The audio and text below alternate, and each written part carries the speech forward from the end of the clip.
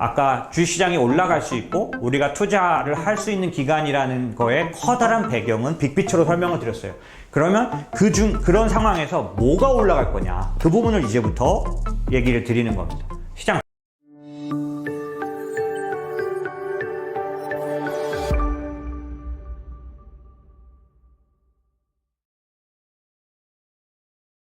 과거의 사실들을 가져와서 지금 현재 투자에다 사용하는 방법들, 사용하는 부분들을 하나 좀 말씀드릴게요. 첫 번째는 이제 주가를 움직이는 요인들을 가지고 앞으로 주식시장이 올라간다면 어떤 쪽에 의해서 올라갈까?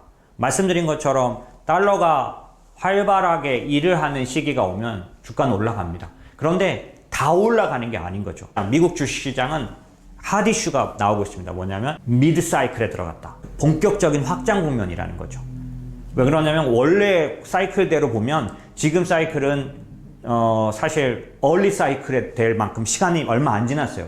근데 이 코로나 인컴 쇼크는 상당히 빠르게 진행되고 있기 때문에 전체 사이클 자체가 짧을 거라고 보는 의견이 굉장히 강합니다. 그래서 이미 나타난 현상은 미드 사이클에 들어갔다. 미드 사이클은 강력한 확장 국면이에요. 그래서 실적 장세 이런 모습도 뚜렷하고 미드 사이클 뒤에 바로 레이트 사이클이 다가오기 때문에 실제로 미드 사이클의 특징은 어떤 거냐면 인덱스 투자보다는 종목 투자, 그러니까 액티브 투자가 더 유용한 기간이라는 거는 뭐 주지의 사실입니다. 과거에 여러 번 그런 경험을 했기 때문에.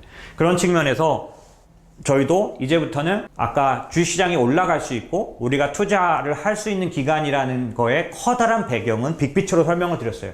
그러면 그런 상황에서 뭐가 올라갈 거냐, 그 부분을 이제부터 얘기를 드리는 겁니다. 시장 전체가 올라갔던 작년도 장하고는 다르다고 여러 번 말씀드렸습니다. 작년도는 전형적으로 일반 인덱스를 투자할 수 있는 때였어요. 이제는 적어도 섹터, 그 다음에 테마틱으로 좁혀질 수밖에 없는 그런 장세, 액티브 장세가 온다라고 봅니다. 저는 PB들의 강의를 오래 했기 때문에 PB들에게 이제 그 구별하는 여러 점들을 말할 때 이제는 인덱스 패시브 투자가 아니라 액티브 투자할 때라고 말하는 그런 시기가 온 거죠. 자, 그래서 그럴 경우 어디가 올라갈 건지, 어느 쪽에 올라갈 건지를 알아보는 것 중에 오늘은 한 가지 방법을 알려드릴 겁니다. 자, 주가를 움직이는 건 원래 두 가지 팩트밖에 없습니다. 이익, 하나는 밸류에이션입니다. 이익은 뭐냐? 당연히 EPS 관련된 거니까 이건 뭐냐면 이익을 많이 내니까 주가는 당연히 적정 주가는 올라가게 되는 거죠. EPS가 12개월 포워드 EPS가 상향되는 기업은 계속 주가가 올라갈 명분을 가진 겁니다. 당연히 이 기업이 돈을 많이 버는데 주가가 올라가는 건 정상이죠? 그건 이해하시고. 밸류에이션은 뭐냐면 PER이라는 겁니다. PER은 뭐냐면 EPS에 비해서 주가가 몇 배냐, 주당 순이익에 비해서 지금 주가가 10배냐 15배냐 이걸 밸류에이션이라고 하는 겁니다. 그럼 그 밸류에이션이 높아진다는 거, 그러니까 기대 밸류에이션이 높아진다라는 요인이 뭐냐라고 하면 여러분이 제일 먼저 이해할 수 있는 거 금리입니다. 작년도에 성장주들이 엄청나게 뛸 수 있었던 이유가 금리 때문이었다는 얘기는 여러 번 들으셨을 거예요. 금리가 제로에 가깝기 때문에 기본적으로 밸류에이션을 높게 받을 수 있었다. 그거를 제가 설명은 여러 번 해서 그게 무슨 의미냐면은 만약에 지금 시중에 금리가 1%, 그러니까 제로, 금리가 없다면 3년 뒤에 들어오는 이익이나 지금 이익이나 똑같이 쳐준다. 지금은 적자지만 3년 뒤에 대규모 1,000억, 2,000억 이익이 나는 회사도 금리가 제로일 때는 3년 뒤에 날 이익도 지금 땡겨서 올해 난 이익하고 똑같이 계산해서 이 회사가 얼마여야 된다라는 적정 주가를 적용해 준다. 그래서 작년도는 제로로 떨어뜨렸죠. 금리를 연준이 코로나 때문에. 그랬으니까 모든 성장주들이 엄청나게 미래의 이익까지 다 땡겨서 평가를 받았던 거죠. 그래서 성장주들이 엄청나게 올랐다면 이제 금리가 점점 올라가게 된다면 지금 나는 이익이 아니라 5년 뒤, 3년 뒤, 5년 뒤의 이익은 금리로 할인을 해서 지금 이익으로 보면 얼마다라는 해석을 해야 되는 거죠. 그게 밸류에이션입니다. 그러니까 기본적으로 밸류에이션에 영향을 끼치는 건 금리죠. 그럼 금리가 앞으로 올라갈 거니까 밸류에이션은 더 높아질 가능성이 아니라 낮아질 가능성이 많습니다. 지금보다 점점 높아만 질 거니까. 그런 측면에서 지금 미국의 주가들이 PR로 봤을 때는 더 높은 PR을 적용받을 가능성은 적어져 있는 거죠. 현재는. 그래서 시장이 자꾸 부담을 갖는 겁니다. PR을 더 높게 줄 가능성은 없어지고 저 점점 타이트하게 줘야 되는데 그런다면 지금 너무 높지 않냐라는 얘기죠. 그래서 지금 말씀드린 이익은 금방 EPS 이익을 이해하실 거고 밸류에이션에 영향을 주는 건 지금 보이시는 오른쪽에 있는 금리, 또 하나는 오른쪽 끝에 있는 주식 RP라고 되죠. RP가 뭐냐면 그 리스크 프리미엄이라는 거예요. 리스크 프리미엄이 뭐냐면 주식에 투자하면 리스크, 위험을 감당할 때 그 위험이 좀 높게, 프리미엄이 높게 잡힐 것 같을 때는 기본적으로 PR을 높게 적용해 주는 거죠. PR이 올라갈 수 있는 일이 있는 거죠. 그게 의미가 뭔지는 지금부터 설명을 드릴게요. 자, 아마 애매하실 거예요.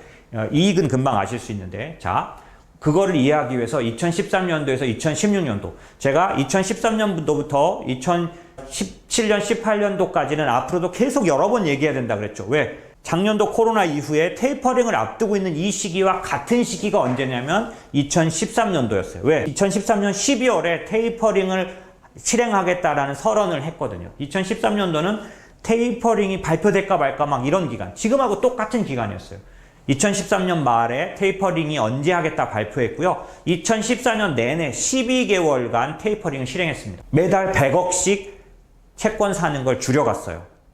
그리고 나서 2015년 1년 동안 뛰었다가, 그러니까 테이퍼링은 끝나고 채권 매입 줄이는 거는 끝나고 실제로 금리는 2015년 12월에 올렸기 때문에 테이퍼링 마치고 1년 뒤에 처음으로 금리를 올렸어요. 그런데 경기가 안 따라줘서 바로 쇼크가 왔습니다. 그래서 우리는 지금 그때의 상황을 자꾸 지금 현재의 상황에 비교해 볼 수밖에 없습니다. 왜? 지금이 딱 2013년도와 똑같은 상황이에요. 만약에 11월에 테이퍼링을 선언하고 12월이나 내년 1월부터 테이퍼링이 진행된다면 2014년도 경우도 보자면 100억 달러씩 줄일 거예요. 저희는 이번에도 100억씩 할 거라고 봅니다. 왜냐하면 최대한 줄이는 거를 늦추려고 하기 때문에 100억씩 줄일 거라고 봅니다. 100억씩 줄이면 2022년 내내 줄여야 돼요. 100억씩. 1월 달에 100억, 2월 달에 100억, 그럼 1200억씩 사고 있으니까 12개월간 매달 줄이고 나면 2022년 말 12월에 가면 테이퍼링이 끝나게 됩니다. 지난번 사례로 보면 그러고 1년 뒤에 금리를 처음으로 올렸어요. 그러니 지금 같은 경우는 2023년도에 금리를 올리는 첫 번째 발표들이 나오게 되겠죠. 그죠? 그런데 제롬 파월은 더 강경하게 말하고 있습니다. 올리는 거를 더 쉽게 보지 않겠다. 자꾸만 그 얘기를 하고 있는 거예요. 물론 그건 바뀔 수 있습니다. 하지만 어쨌든 이런 절차에 들어갔기 때문에 우리는 2013년도에서 2016년도, 그 다음에 금리를 올리고 나서 2015년에 한 번, 2016년에 한 번, 12월에 한 번씩 올렸어요. 그리고 2017년에 비로소 금리를 땅땅땅땅 올리는 진정한 금리 인상 시기가 2017년 1년 동안 3번 진행됐고 2018년 4번 올렸어요.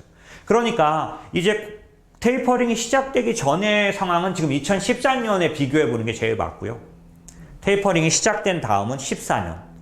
그 다음에 그로부터 금리 인상까지의 기간은 이제 15년, 16년이고 실제로 금리를 지속적으로 올리는 건 17년에 비교해 볼 수 있습니다. 자, 그러면 보이시는 것처럼 2013년에서 16년 동안에 S&P 지수는 51% 올랐습니다. 우리처럼 이렇게 테이퍼링이 선언될까 말까 하는 상황에서도 테이퍼 텐트럼 시기에서도 51%가 올랐어요. 이 51%가 왜 올랐는지는 오른쪽 아래를 보시면 알 수 있어요. 뭐 때문에 51%나 올랐는가? 아까 올라가는 건 두 가지 이유가 있다고 그랬죠. 하나는 EPS. 이익이 엄청나게 늘었으면 올라간 게 맞습니다. 두 번째, 아까 말씀드린 것처럼 금리가 내려가거나 아니면 리스크 프리미엄이 올라갔다가 떨어지거나 이런 거겠죠. 그런데 2013년에서 16년 동안 50%가 올라간 이유는 금리는 32% 오른 거 보니까 무형 금리는 이 시기에 올랐어요. 그러니까 마이너스 효과가 났겠죠. S&P를 오히려 살려주는 게 아니라 낮추게 하는 효과였는데 올랐어요. 그럼 뭐 때문에 그러냐? 마이너스 64%짜리가 있죠. 뭡니까 저게? 주식 프리미엄이에요. 그러니까 리스크 프리미엄이 뚝 떨어져 버렸어요. 리스크 프리미엄이 마이너스 64% 난 거예요. 이 리스크 프리미엄이 뭐냐면 여러분 직관적으로 이해할 수 있게 해드릴게요. 리스크 프리미엄은 지금 보이시는 이게 무슨 표냐면은 CNN의 피어 앤 그리드 인덱스예요. 보시면 2013년에서 16년 동안에 공포 지수가 상당히 계속해서 높습니다. 이게 리스크 프리미엄이에요. 뭐냐면 시장에 들어갈 때, 진입할 때 두려움이 있는 거예요. 손해볼 수 있다는 걱정이 많은 거예요. 그런 상황에서는 리스크 프리미엄을 높여 잡습니다. 왜? 쉽게 돈 벌 때는 주식하는데 두려움이 없으니까 기대하는 수익률도 작을 수 있지만 내가 대가를 많이 치를 거라면 기왕에 주식할 거라면 최소한 10%는 벌어야 되겠어. 이렇게 위험한 걸 하는데 20%는 받아야지. 이게 리스크 프리미엄이에요. 그럼 언제 리스크 프리미엄이 높으냐? 공포 국면일 때. 보세요. 2013년도부터 16년도까지는 시장이 자꾸만 공포에 빠졌습니다. 피어 앤 그리드 지수 중에 피어 지수가 계속해서 피어 지수에 상당히 머물러 있는 걸 볼 수가 있어요. 내내 그랬어요. 그런데 실제로는 주가는 계속 올랐던 거죠. 이해하시죠? 그렇기 때문에 지금 보이시는 것처럼 2016년도에는 리스크 프리미엄이 엄청나게 떨어지면서 주가가 올랐습니다. 두 번째, 그럼 2017년부터 실제 금리가 올라간 뒤에는 이때도 S&P는 44%가 올랐습니다. 그런데 이때 오른 이유는 오른쪽 보시면 리스크 프리미엄은 마구 뛰었으니까 이거는 오히려 주가를 떨어뜨리는 요인이었을 거예요. 그럼 이때 주가를 올려놓은 요인은 맨 밑에 보시면 금리가 37%나 빠졌습니다. 그렇죠? 그 상황에서 실제로 왼쪽 위에를 보시면 S&P 500 12개월 포워드 EPS라고 말하는, 그러니까 이익이 33%나 증가합니다. 자, 여기서 우리가 꼭 아셔야 될 게 있어요. 실제로 테이퍼링이 막 일어나는 시기에는 계속 피크론이 나왔었어요. 그때도. 이제 경기 좋아지는 게 끝 아니냐. 그런데 진짜 그 실적은 2017년부터 계속해서 좋았다는 얘기입니다. 이걸 잊지 마세요. 저는 지금 그런 EPS 서프라이즈를 기대하고 있습니다. 그래서 그런 측면에서 지금 장세가 지나고 다음 장세에 우리가 투자해야 될 상황은 뭐냐면, 자, 근데 이제 이렇게 비교해 봐야겠죠. 뭐냐면 2013년도부터 16년도처럼 만약에 리스크 프리미엄이 낮다면, 그러니까 쉽게 말하면 공포 국면이 있다면 지금은 그거에 의한 기대를 할 수 있는데, 지금은 어때요? 지금은 시장의 공포가 덜합니다. 얼마 전까지도 피어 그리드 인덱스가 높았다고 하지만 지금은 상당 부분, 대부분이 낙관적인 부분도 굉장히 많은 편이죠. 그러니까 리스크 프리미엄이 더 낮아질 여지는 작아 보이는 거죠. 그래서 향후의 장세는 EPS 장세가 될 가능성이 굉장히 많습니다. 그래서 우리가 투자 대상을 찾을 때 기본적으로는 실적을 보는 것이 가장 첫 번째 중요한 요인이 돼야 되는 거죠. 그런가 하면은 2020년도 3월부터 2020년 12월 코로나 장세는 그럼 뭐가 올려놨느냐라고 보시면, 보세요. 이때도 S&P 500 지수는 39% 올랐는데 오른쪽에 보세요. 똑같이 이때도 공포 국면이었으니까 리스크 프리미엄이 엄청나게 마이너스 납니다. 그래서 리스크 프리미엄이 낮아지면서 뭐가 올라갔을까요? 계속 PR이 올라가는 효과가 있었던 거죠. 그러니까 지금 시장은 작년도 장과는 반대장이잖아요. 엄청난 공포가 지배하는 게 아니라 낙관이 지배하는 장이니까 당연히 리스크 프리미엄이 올라가서 주가가 올라갈 요인은 없습니다. 그러니까 밸류에이션은 지금 이미 높을 대로 높아졌다고 보시면 되죠. 이제부터 PR이 올라가서 올라가는 것보다는 이제부터 우리가 기대할 수 있는 건 뭐예요? EPS가 올라가는 주식을 찾는 게 최고의 방법인 거죠. 그런 측면에서 이제부터는 EPS가 실적이 올라갈 쪽들에 대해서 바라볼 건데, 아프가니스탄 사태가 났어요. 그래서 20년 전쟁을 마치고 미국은 아프가니스탄을 떠났습니다. 그런데 마지막 떠나는 모습을 할 때 너무 잘못했다는 것 때문에 지금 바이든이 지지율이 엄청나게 떨어져 있는 상황이죠. 그런데 사실상은 인도적인 입장에서 바라보는 그런 부분들, 이런 부분들도 당연히 우리로서는 중요한데, 실제 주식시장에서는 지금 보시면 아프간에서 일어났던 이 일들을 보면 사실 엄청난 부시 정부, 오바마 정부, 트럼프 정부를 거쳐서 점점 수많은 어떤 그런 일들이 있었는데요. 사실 공공연한 비밀입니다. 아프간에 미국이 대의 명분을 주장하면서 들어갔지만 사실은 오일 관련해서 들어갔던 거다라는 거였고요. 이거는 뭐 엄청나게 많은 보고서와 엄청나게 많은 얘기들이 나와 있습니다. 그래서 이번에 바이든이 선언하기를 이제는 미국의 전쟁이 아닌 전쟁에 참여하지 않겠다. 뭐 이렇게 선언했지만 그렇지 않습니다. 또 이상한 전쟁을 시작하고 있죠. 콩고입니다. 예, 콩고에 미국이 이거 얼마 안 됐어요. 8월 16일이니까 콩고 내전에 참여하기 시작했습니다. 오지랖이 넓은 거요. 왜 이럴까요? 이것 때문에 그렇습니다. 콩고에는 전기차 관련한 가장 중요한 원자재들이 다 묻혀 있어요. 코발트 같은 것들이죠. 2차 전지한테 가장 중요한, 2차 전지 업계에 가장 중요한 콩고가 아주 중심 국가입니다. 여기에 또 참여하기 시작한 거죠, 전쟁에. 이 영화 저 되게 재밌게 봤었습니다. 옛날에 와이프랑 보던 것도 기억나네요. 블루 다이아몬드라고 해서 예, 디카프리오 나온 이게 다이아몬드 얘기인 것 같지만 이게 사실은 우리가 히토리라고 부르는 그런 것들이 다 여기에 콩고에 다 묻혀 있습니다. 코발트까지 다 해당되는 얘기예요. 이 영화 보면 좀 슬프죠. 예, 그런데 지금 현재도 똑같은 상황이라는 거죠. 그래서 아마도 이제 새로운 자원 전쟁, 그러니까 오일이 아니라 이제는 전기차, 신재생 에너지 관련된 새로운 자원 전쟁이 시작됐다. 이렇게 보시면 될 것 같습니다. 그래서 뭐 명분은 뭐 여러 가지 다른 얘기를 하지만 실제로는 중국과 미국이 둘 다, 아까 제가 여기 첫 페이지에 보여드렸잖아요. 중국도 뛰어든 거죠. 아프가니스탄에 관심이 많습니다. 예.